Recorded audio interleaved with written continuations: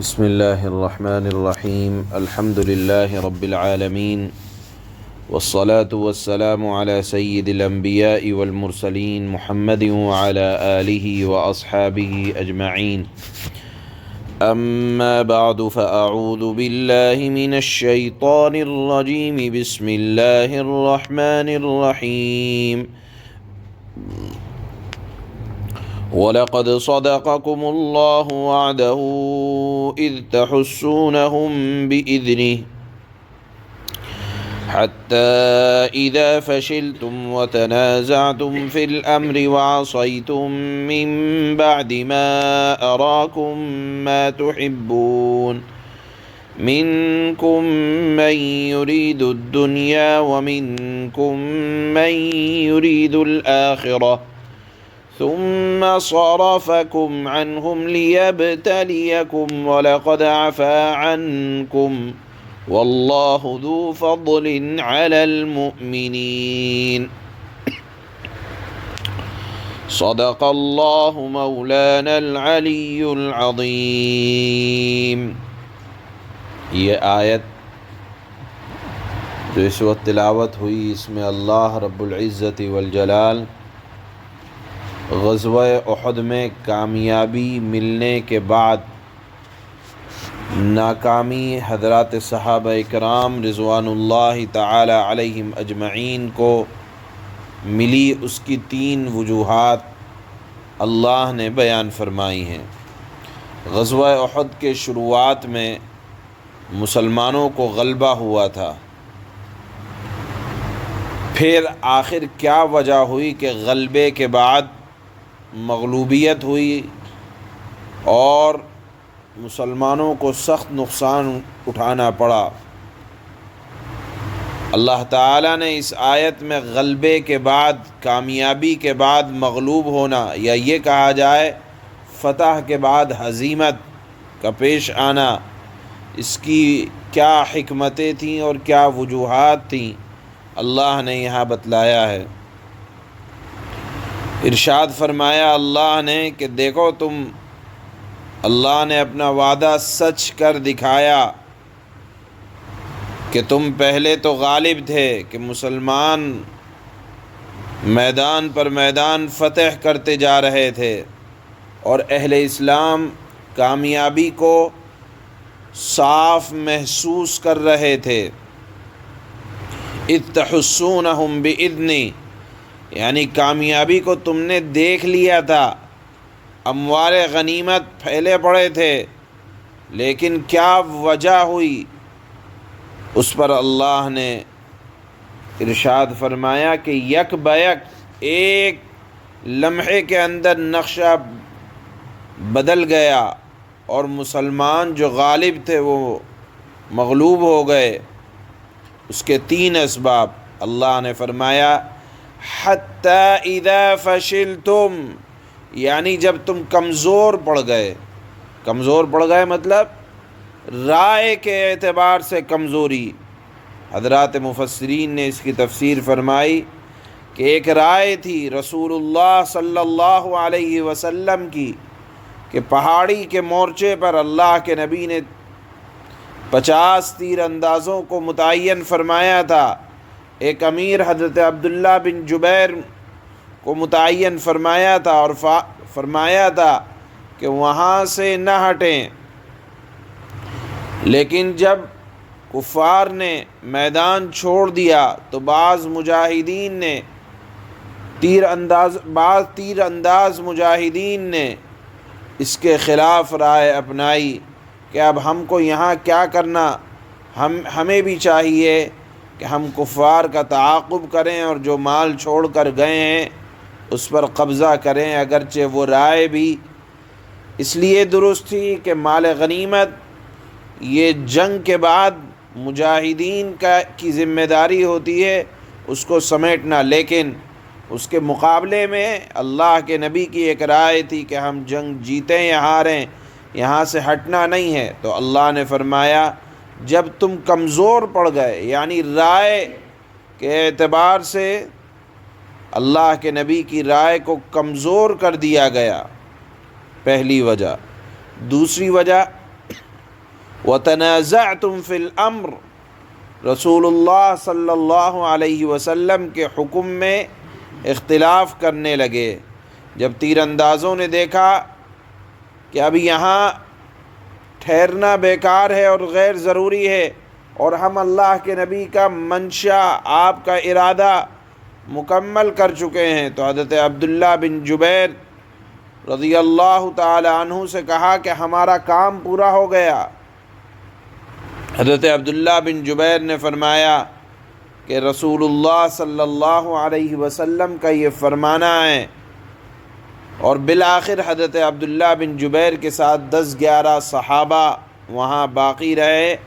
باقی پہاڑی سے اتر آئے اور مال غنیمت جمع کرنے لگے۔ اور جب کفار نے دیکھا کہ یہ جگہ خالی ہے اور پلٹ کر وہاں سے حملہ کرنے کی گنجائش ہے، تو اچانک 250 سواروں کی یلغار نے 10-11 صحابہ کے اوپر جو تیر اندازی کے لیے متعین ہو گئے تھے خود ہی، بعد میں حضرت عبداللہ بن جبیر کی عمارت میں ان کو شہید کر دیا گیا، اور مشرکین نے اچانک وہاں سے مسلمانوں پر حملہ کر دیا۔ تو اللہ نے فرمایا وَتَنَازَعْتُمْ فِي الْأَمْرِ، جیتی جنگ ہاری ہے باہمی رسول اللہ صلی اللہ علیہ وسلم کے حکم میں اختلاف کرنے کی وجہ سے۔ تیسری وجہ اللہ نے بیان فرمائی وَعَصَيْتُم مِّن بَعْدِ مَا أَرَاكُم مَّا تُحِبُّونَ، کہ تم رسول اللہ صلی اللہ علیہ وسلم کے کہنے پر نہ چلے اور آپ کے حکم کی نافرمانی ہوئی، تو نتیجہ کیا نکلا کہ اسباب کامیابی کے تھے، لیکن جب اللہ کے نبی کا حکم ٹوٹا تو اسباب کے باوجود مسلمان مغلوب ہو گئے، جیتی جنگ ہار میں بدل گئی۔ یہاں سے ایک اصول پتہ چلا کہ چاہے کتنا بڑا اللہ والا ہو، رسول اللہ صلی اللہ علیہ وسلم کا حکم اگر زندگی میں نہیں ہے تو اللہ تعالیٰ ادنا چھوٹی چھوٹی باتوں پر گرفت فرماتے ہیں۔ لہذا آپ دیکھیں آج کل لوگ اس طرح سے ننگے بیٹھے لوگوں کو یا کسی ایسے آدمی کو جس کو سمجھتے ہیں کہ درویش ہے اور فقیر ہے اور شریعت کی ذرا پابندی نہیں ہے، اور کہتے ہیں کہ بہت بڑے بزرگ ہیں۔ بزرگی کی علامت یہ ہے کہ یہ دیکھا جائے کہ رسول اللہ صلی اللہ علیہ وسلم کی سنتوں سے، آپ کے طریقوں سے، آپ کے احکامات سے کتنی دلچسپی ہے۔ اگر دلچسپی ہے سب سے زیادہ، وہ سب سے بڑا بزرگ ہے، اور نماز نہیں، روزہ نہیں، اور شریعت اسلامیہ پر عمل نہیں، سنتوں سے محبت نہیں، تو چاہے جتنا بڑا عارف ہو وہ دنیا کی نگاہ میں عارف ہو سکتا ہے۔ آپ دیکھیں حضرات صحابہ اکرام رضوان اللہ تعالی علیہم اجمعین سے زیادہ کوئی متقی اور پرہیزگار نہ ہوگا، لیکن اس کے باوجود چوک ہوئی، رائے کا اختلاف ہوا، اور یہ اختلاف در حقیقت اللہ کی جانب سے کرایا بھی جاتا تھا کہ دنیا جان لے کہ اگر چوک حضرات صحابہ سے بھی ہوئی تو اللہ تعالیٰ نے وہاں پکڑ فرمائی ہے اور اس کی وجوہات بیان فرمائی ہیں، لیکن ان تمام کے باوجود کسی کو ان نفوس قدسیہ پاکیزہ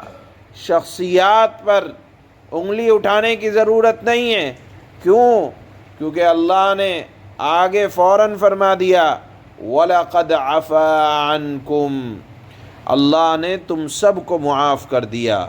جب اللہ نے معاف کر دیا تو ہم ہوتے کون ہیں کہ انہوں نے غلط کیا، صحیح کیا؟ اللہ نے فرمایا، دو جگہ اسی رکوع میں بیان فرمایا ہے وَلَقَدْ عَفَا عَنْكُمْ، حضرات صحابہ کو تسلی دی اور فرمایا کہ دیکھو یہ میں جو وجوہات بیان کر رہا ہوں یہ صرف تمہارے لیے نہیں ہے، بلکہ قیامت تک کے لیے ہے، تاکہ امت، یہ دین صرف چند سالوں کے لیے نہیں تھا، قیامت تک کے لیے تھا کہ معاملات، باہمی اختلافات اور دنیا ترقی کرے گی تو سن لے کہ جہاں بھی اللہ کے نبی کی نافرمانی پائی جائے گی، اللہ تعالیٰ کامیابی کو ناکامی میں بدل دیں گے۔ جہاں جہاں بھی نافرمانی ہوگی وہاں کامیابی اگرچہ بظاہر نظر آ رہی ہو، ناکامی میں بدل جائے گی۔